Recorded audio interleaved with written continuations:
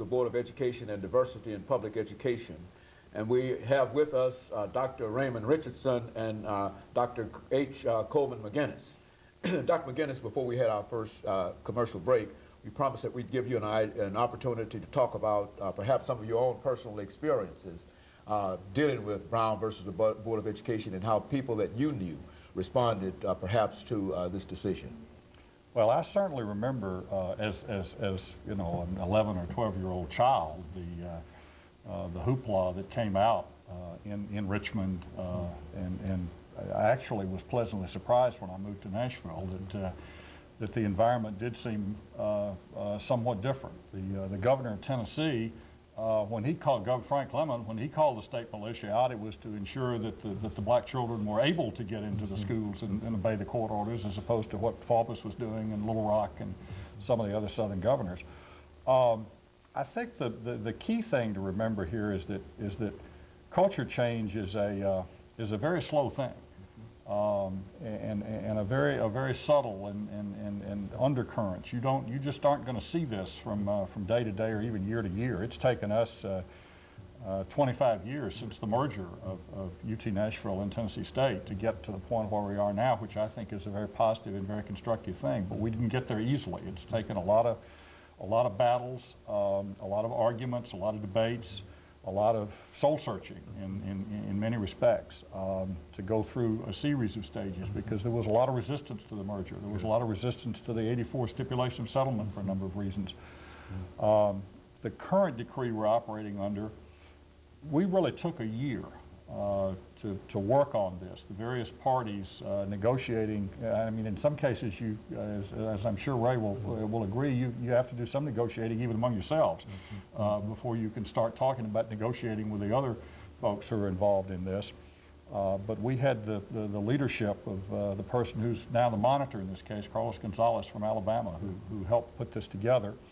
And it really was something that most of us thought we could buy into, and then we sort of set out to try and get the campus to buy into it. I mean, the state, by the time this is over with, between the stipulation and this consent decree, we've spent about $200 million on Tennessee State University.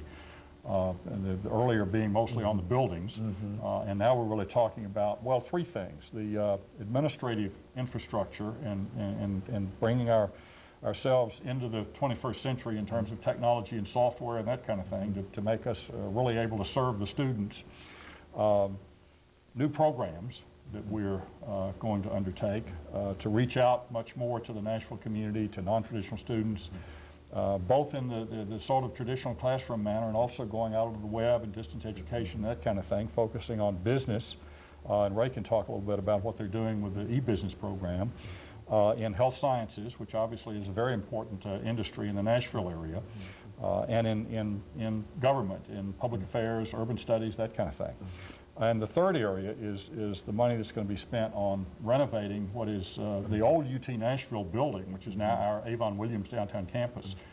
We've got $14 million now to renovate that campus and to really make it into the show place, and a place not only for classes, but the kind of place that folks in downtown would like to come by and have lunch or put on some cultural kind of programs and just make it something that becomes really a central part of life for downtown Nashville. Very good. And of course, Dr. Richardson, over this last couple of minutes, would you say that the state of Tennessee is now making an earnest effort in terms of trying to provide the resources necessary for institutions like Tennessee State University?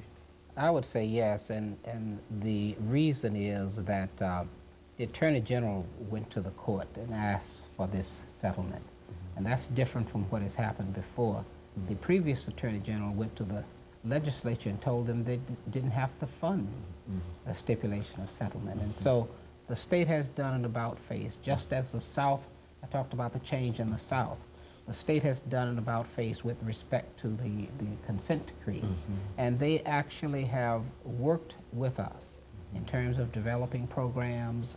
People who opposed new kinds of initiatives for Tennessee State in the past are now supporting them. And one thing we have a mandate to do is to develop a relationship with businesses in Nashville. And we've gone this route. We've developed relationships with IBM, Lotus, Sun Microsystems. We're on the brink of developing a relationship with Hewlett-Packard, with Oracle. And what we've done is to develop a lot of new kinds of skills for students. And those new skills have allowed students to do things they've not been able to do in the past. And we're going to use that to expand now to the local community, to bring those same skills to Nashville. Very good. And of course, I think as we make preparations for the final commercial break, let me thank the two of you for coming by, because we will be joined on this third segment by another individual from Tennessee State University to talk about the Office of Minority Affairs there. So let me thank the two of you for giving us the excellent information that you've given us. And let me have this first commercial break, and then we'll be back with our audience following this very, very short commercial break.